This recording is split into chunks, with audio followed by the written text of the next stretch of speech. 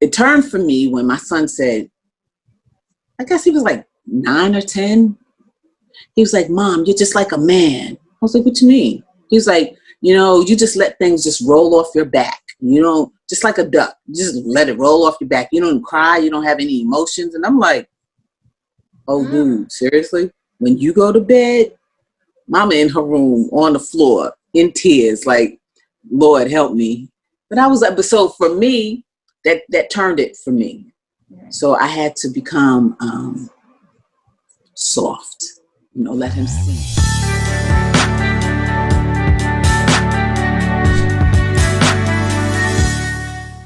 Welcome back to Inspiring Beauty and Believers. My name is Song, and today we are going to continue our journey about being a single parent. Today, my guest, Faja, is going to talk to us about her story. How are you doing today? I'm good. How are you? I'm doing great. Thank you for having me. Well, thank you for joining us today. We're excited to hear from your story, how it's going to be able to help other people. So tell us a little bit about your story. How long have you been a single parent? Let's see, my son is 18 and I've been a single parent most of those 18 years. His dad and I were married, and probably after, let's see, he was 6 or 8 months old. I noticed the rift while I was pregnant, and then it just kind of spiraled downward after I gave birth. And so yeah, he wasn't even a year old before we split up. Okay. So he spent most of his time, well, really most of his life without his father in the household. Was he in the picture? Yes. And that was one of the things, because both his dad and I didn't have our fathers in the picture while we were growing up. Mm-hmm. And I said, no matter what, I will never keep him from you unless you start acting crazy, like really crazy. Yeah, we're not doing crazy. No. We're not doing crazy. But so we lived probably 30 or so minutes away from each other, apart from each other. And, you know, we every other weekend, and, you know, sometimes I worked 2 jobs. So I worked a part-time job. So the nights that I worked part-time, he had him, and then every other weekend. So it worked out well for a little while, but then he stopped paying child support. Well, I didn't have a court-ordered child support. So he would pay his, you know, after-school bill, his daycare bill, whatever. Like, he was going to the Boys and Girls Club, and he would pay for that, but that was it. And I was like, thank God I had a part-time job at a clothing store, and, you know, at a department store, so I could get discounts for clothing for him. Right. Like, all of this is coming out of my pocket. Right. And, you know, the big deal. And then, so I finally took him to court for child support, and whew, was he mad. He was so mad. How could you bring the man into our business? I was like, dude. Not the man, The man. I was like, dude, seriously, you expect me to pay for all of this on my own? Like, he's growing, constantly growing. And at that time, he was playing baseball. So, you know, I was taking him back and forth to practice, and he had to buy clothes and had to buy his uniforms. And I was like, I can't do it. So he was buying those things, but I was like, but he's still growing. He still needs things. Like, he's a grown boy. That boy can eat. Right. You know? They have a never-ending pit. I see this with my children as they get older, and I'm like, you eat a whole lot, and I need you to start, start you slowing need down or something. Drink more water. Right. Exactly. And I was raised by a single parent, so I wanted to also expose him to the real world, like take him on trips and do different things with him and expose him to different kinds of food, you know, just so he's not stuck in the single parent mentality, like single child, only child. So I would, I wanted him to be exposed to different types of food. So we would go out to restaurants, and I wanted him to know how to be a good child at a restaurant. Mm-hmm. And I stopped eating fast food, like especially McDonald's, when he was like 5, Oh, maybe that's 8. good. Yeah. So I was like, well, if I eat sushi, you need to eat sushi, because we're not going to go to another store or another restaurant. Whatever I cook, you need to know how to eat it. Right. Otherwise you're going to starve. So, I mean, I prepared him for that, because that's what my mom did for me. She was like, I grew up in Brooklyn, New York. So my mom was like, just because you grow up in the ghetto, that doesn't mean you are ghetto. So she exposed me to different types of food, just, museums, art. So I wanted to do the same thing for him. But when we lived in Hilton Head, South Carolina, and it's a small town. But I was like, that's not enough. I didn't think it was enough, because it's a small town. So with small towns come small mentalities, small-minded mentalities. So I was, all right, so we got to do something else. Anyway, so once I took his dad to court for child support, he paid for a little while, and then he stopped. I had to go through, my car being repossessed, lights getting cut off, because I just didn't have the money. But, I thank God that I had people in my life that supported me, that, poured into us and didn't let us lack. I'm a proud mama.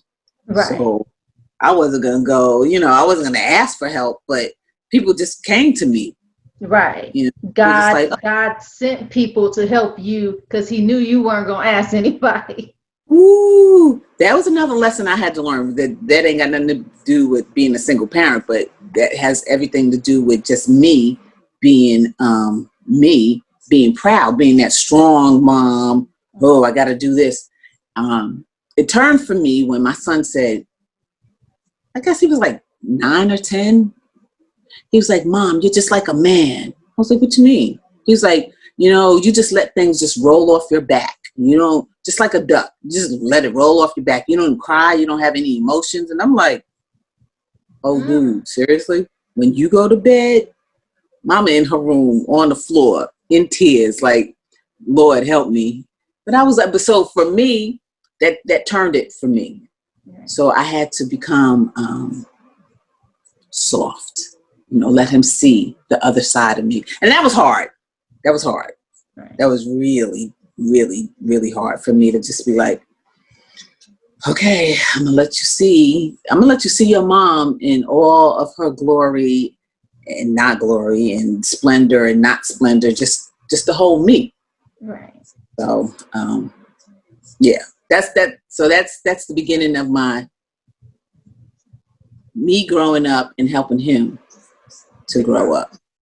Mm-hmm. I think it's extremely important, especially that you mentioned that, and that he was able to see that as a child, and you were able to make that shift, because a lot of times, especially being a single parent, you want to be strong, you need to be strong, because you're carrying essentially the weight of the world on you, taking care of your children and trying to fill 2 roles as best as you can to make sure that they don't feel like they're lacking anything.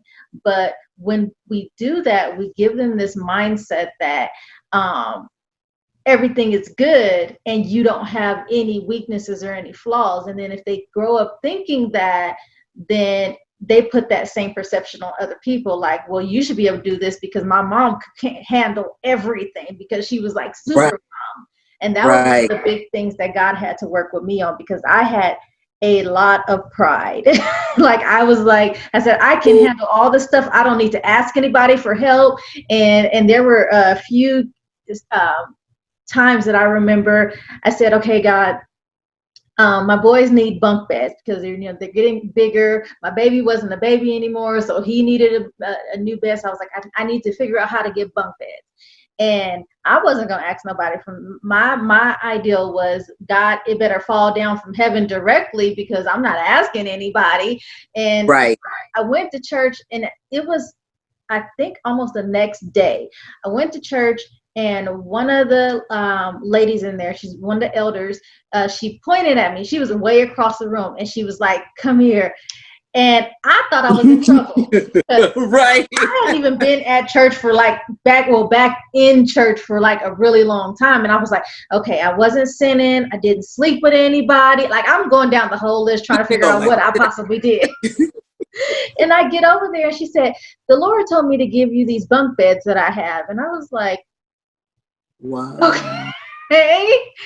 And I was like, okay, God. So, and it took that happening over and over again. Like, I would pray, and I'd be like, okay, Lord, I need this. And I'm still trying to figure out how I'm gonna get the money to take care of this. And he would just bring somebody that says, okay, God told me to do this for you. God told me. And he was like, the only way I'm going to be able to give to you is through other people. And you have to learn how to receive from other people. I can't do it the way that because the way that you're trying to do it is going to teach you to rely on yourself, not to rely on me. And I need you to learn how to rely on me to provide from you from whatever source I choose to use.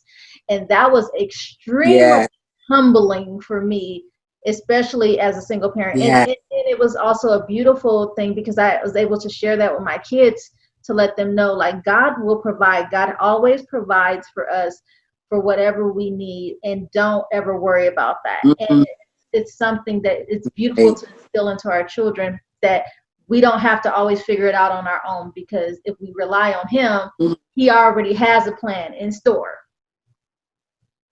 Right. Absolutely. And I had to go through that same kind of process. It's like,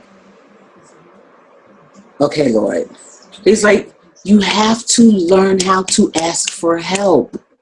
And I was like, what you mean? I've never had to ask for help before. I just kind of just did it. Like, my mom knew me instinctively. She was like, I'm sending you some money, or, I'm doing this, da, da, da, da, da. And I was like, okay, good. I'm good. But when she passed away, it was just like, uh-oh. Who am I going to rely on? But even prior to that, he would just send people. When we lived in South Carolina, I worked in hospitality. I worked for a resort. So I just, I had all kinds of guests, and they had all kinds of things. I had one guest who was a coach at some school, and he was like, well, send me your shoe size and your son's shoe size and the size clothing you wear. And he sent us sneakers. He said, just because I was being me and helping them out, I had another guest, a whole customized bed. Wow. King size. He was like, go to this store in this town and try out the different beds and do this, da, da, da, da, and a whole new bed. So people would just send me money. I had coworkers, I just left something for you in your office. And it was like $500, just money. Just like, so he always took care of me. But I had to learn how to ask. People were like, well, what you need? And I'm like, oh, nothing. I'm fine. Mm-hmm. And I could see the Lord looking at me like, really? Really? Don't be afraid. I sent these people to you. And I was just like, but I don't know how to do that. And he's just like, so that was like the hardest process, the longest, toughest process, just to break me down to be able to receive, because I'm a giver. I'm like, and he said to me one day, he was like, yeah, you're a giver, but you don't know how to receive. I was like, but that's okay. You said it's better to give than to receive. And he was like, but the kingdom is reciprocity. You give, you receive. You give, you receive. And that's how the kingdom works. And I'm just like, but you said it's better to give than to receive. And he's like, but you have to receive it also. Mm-hmm. You don't sow for nothing. Right. You have to reap. And I was like, oh, how do I do that? So I had, that was a long process for me. So thankfully I learned my lesson, but it took a long time. So what I've learned since then is like, okay, whatever it is I need to learn, let me learn it quickly, because I'm not going through the wilderness for 40 years when it can only take 11 days. You know what I mean? Yeah. So it's a process. I agree. He told me the same thing. I had to learn how to receive from people, and so yes, people, please learn that lesson, because you're gonna miss out on the whole thing. You don't. Exactly. Quickly. Right. Don't make it take 40 Quickly. years. So Ooh. in growing with your son and helping him through this transition, how did you help him understand, even though his dad was there, how did you help him to understand the relationship that you and his dad had, and him not being there in the household? I guess growing up essentially without a father, even though he was with him. Co-parent. I taught him that he has two families that love him, period. Because he spent a lot of time with his dad and his dad's family. He spent a lot of time with me and my family. So I said, no matter what, you have two families that love you. And that's it. I mean, he was able to, thankfully, my grandfather, his great-grandfather, and his great-grandmother were still alive. And so I made sure that he got to meet them and spend time with them, because I remember growing up, I knew my great-grandparents, my great-grandmother, my great-grandfather, and spent a lot of time with them. So I was like, so I kind of pushed it on them, like, okay, this is your great-grandfather. A lot of people can't say that they know their great-grandfather or their great-grandmother or both of them at the same time. I was like, so fortunately, they lived like 2 hours away. They lived in North Charleston. So, we would go up at least once or twice a month. And if not spend the weekend in that area with them. So that he knew that, he was loved. Like, and we have a legacy. This is so important. But then with his dad, his mom and his sisters and brother, he had a large family that lived in Beaufort, South Carolina. So, he was able to meet them, and, I thought it was important. And I knew that he needed to be able to connect with both families, because that's who he is. That's part of him, Right. So it was like, you have, well, because I'm the mama and you're going to do what I tell you to do anyway. So you have to learn how to love, just be exposed to, different cultures and different families. His dad's family are Gullah, from South Carolina. And my family, my great-grandparents my great-grandfather was from Colombia, South America. My great-grandmother's family was from Turks and Caicos. So we have the islands, both island people, so, so I needed him to know the rich history that he came from. Right. I thought it was really important. Yeah. Yeah. I definitely agree. I think that is essential. And that's a huge thing that's important for single parents to recognize, is that they have to, as much as they can on their part, help their children to understand that you are loved by both your mother and your father, even if they are not together in the same household. The relationship that your parents have with one another is not a reflection of you.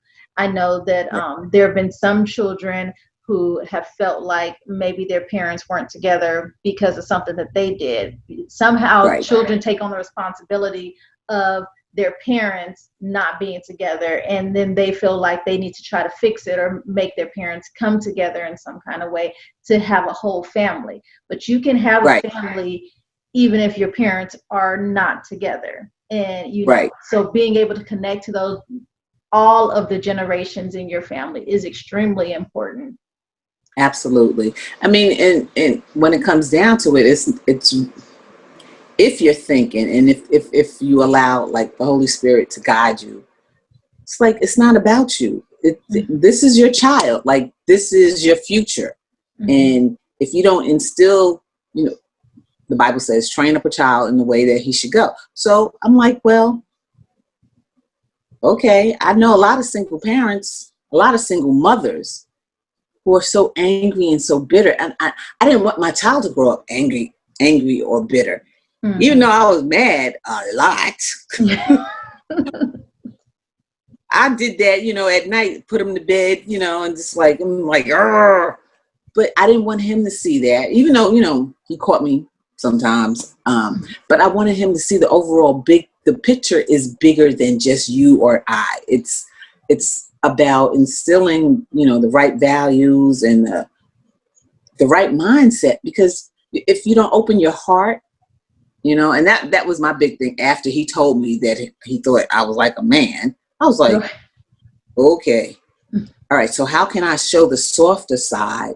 I need him to see that even as a single woman, that I have a heart, that I care, and that I'm loving and caring, and not just like, okay, we got to do this and we got to do this, and, you know, everything on schedule, and we got to, you know, I didn't want to be angry or appear to be angry. Right. Appear to be angry. I was. I didn't want to give him that perception like, she an angry black woman, just like all them people I see on like TV. everybody say. Right. He was like, don't nobody want to be around that kind of person. And so I tried to paint a different picture than what he normally would see, like especially in the media or on television, whatever. You know, I just wanted him to expand his mind and expand his thinking. You know? So hopefully, and it just recently, just before he went off to college, you know, he was like, well, why do you think, you know, people want to be around, you know, somebody that's always arguing and da, da, da, you know, because he and I, we have some really good discussions, because I make him think. I'm like, well, okay, if that's what you say, well, why do you feel that way? He was like, well, why can't I'm not discouraging you. I'm just asking a question like, well, okay, if that's your opinion, that's wonderful, but you have to have something to back up your opinion. Right. I need you to think, you know? So I know it's difficult because sometimes you just want to say, you know, whatever.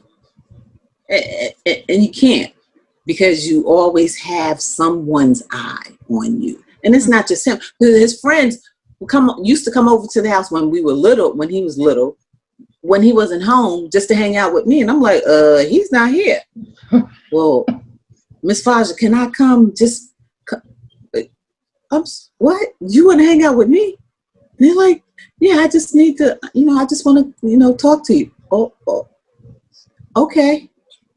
So then I realized I had a different calling. Just I had a calling, like, okay, kids love you. Like, why?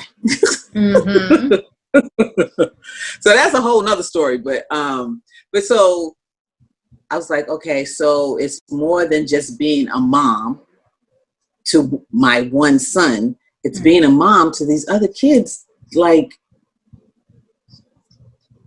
you have to be more than just cognizant of what you're teaching your child, but his friends are watching too. Right. That takes on a whole nother level of responsibility. Yes. People are always watching you. I don't care who you think you're not. Make no mistake. People, we may say, oh, well, I don't say it anymore. But, you know, people are like, oh, you're just a mom, or you're just a, We are so much more than a mom, so much more than a wife, so much more than a sister, a brother, a cousin, or whatever your job title is. We're so much more than that. God is multifaceted, and so are we. We're multidimensional. Like, you can't ever think of yourself so one-dimensional, because that's not. Then you're limiting God, or who God is, period, and then who God is in your life. You just can't. Like, you have to open yourself up. And I realized that when he was little, like, all his little friends, we had some friends that lived across the street, and they used to come to our house at like 8 o'clock Saturday morning. I'm like, no, baby, y'all, it's Saturday. I'm sleeping. Well, my mom, and they were from, oh gosh, what, like Honduras or somewhere, like, since I don't remember, but it was like, my mom said we could play for 30 minutes. I was like, yeah, like at 10, 11 o'clock, not 8 o'clock in the morning. But they used to come over, and then I would have all these kids in my house. Like, okay, Lord, what do you want me to do? Like, he's like, yes, not just you, and not about you and your son. Like, I gave you a son so that you could reach other kids as well. Yeah. I was like, oh, okay. How am I going to do that? So it's never about just being a single mom. Right. It's so much God, more than that. Yeah, with God, there's no singular at all. At all. That no. The thing that, and so sometimes we can place these demands as parents on them and just say, well, you're kids, and what you feel and what you think doesn't matter because I have all of these responsibilities. But if we bring it back down to their level, or if we'll go back into our memory and remember what it was like for us being a kid, and as a child, we had our own stressors, our own things that we were concerned about and things. And at that moment, whatever we were concerned about mattered a whole lot to us. It may not have been it may not have been right. It may not have been a huge thing, but in that point, it mattered to us. And so I try to think about those things when I'm talking to my kids to find out, oh, why does this matter to you? And help me to understand so I can help you walk through this. Because I don't ever want you to feel like you can't come talk to me because I'm just going to dismiss you as it's unimportant because you're a kid and you don't understand real life stuff. So